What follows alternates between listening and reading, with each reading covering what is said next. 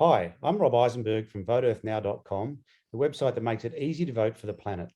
I'm here today with Andrew Wilkie from Clark Electorate in Tasmania. G'day, Andrew. G'day, Rob. It's so great to be able to talk to you today. For many years, we have watched you maintain a fierce independence across a range of issues, including climate change, which I particularly wanted to talk to you about today. What is your sense of the future of Australian politics on climate action after the 2022 election? Well, I think Australia is at a crossroads. We can either continue with the Morrison government business as usual, or we can take a new direction with a Labor government, which, to its credit, has a better policy on climate, but in my opinion, still not nearly good enough. And more than ever, it's up to us crossbenchers, us independents on the crossbench, to push whoever's in power to actually take climate change seriously and really lift their game. Excellent, excellent. And as the founder of VoteEarthNow.com, I started this project because I really want voters to be fully informed about where their candidates stand on climate action. And I was so pleased when you were the very first person to respond with a 100% score on our climate commitment survey. That demonstrated your deep commitment to climate action. So in the event of a hung parliament, how will the pro-climate independents and the Greens work together to make sure that climate action happens in that critical first 100 days of the new government?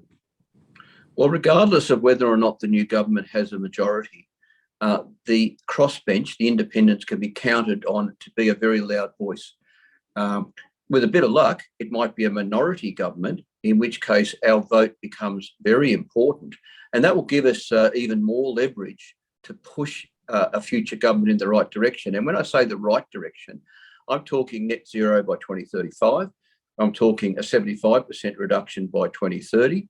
I'm talking about 100% renewables across the country, probably in a big way, starting with really turbocharging the EV effort, and an immediate ban on all new carbon-based energy. So no Beetaloo Basin, no gas interim step.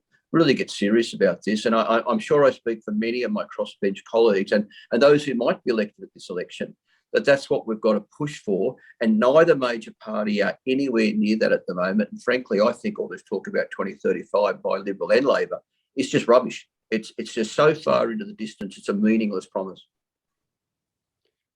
Great. Well, given that the majority of Australian voters want climate action as their number one issue, will climate action be the number one negotiating issue in that so-called horse trading after a hung parliament? Look, it's hard for me to give a general answer to that because independents are just that. We're not a party and we don't act as a party. We all come to the parliament from slightly different places and with slightly different priorities. But it is clear, though, that the one thing that really brings us together and that we share is strong action on climate change. If the numbers are tight, I don't doubt that some of my colleagues will make that the principal negotiating point.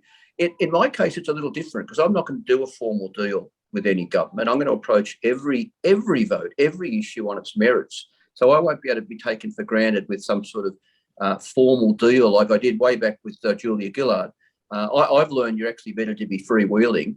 And what that means for climate is that every single time the government might come to me needing my vote, we can start the conversation by revisiting climate and looking for all the ways that we can improve government policy. That is so exciting to hear.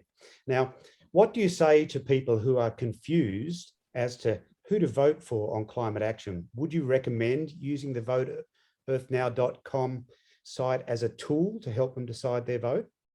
Yeah, look, I think tools like Vote Earth Now are very important and increasingly important because voters just don't know who to trust, where to go to get honest, accurate information.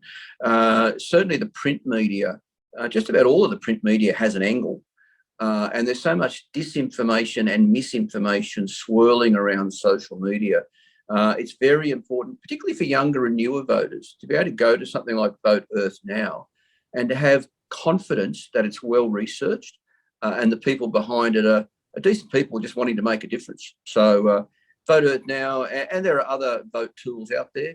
You know, I don't think any of them are perfect, particularly some of the, not Vote Earth now, but some other tools that try and look at a member's voting record across the whole parliament. It's very hard to electronically represent what someone has done in a parliament, and particularly when they start counting votes, and some of which are procedural and so on. So I'm probably making too much of this point, but the point is that nothing's perfect. But I tell you what, Vote Earth now is one of the best I've seen. Fantastic. Thank you so much, Andrew. It's been a pleasure talking with you today, and I want to wish you all the best for a fantastic campaign. Good on you. What could possibly go wrong, Rob? And a fantastic new government.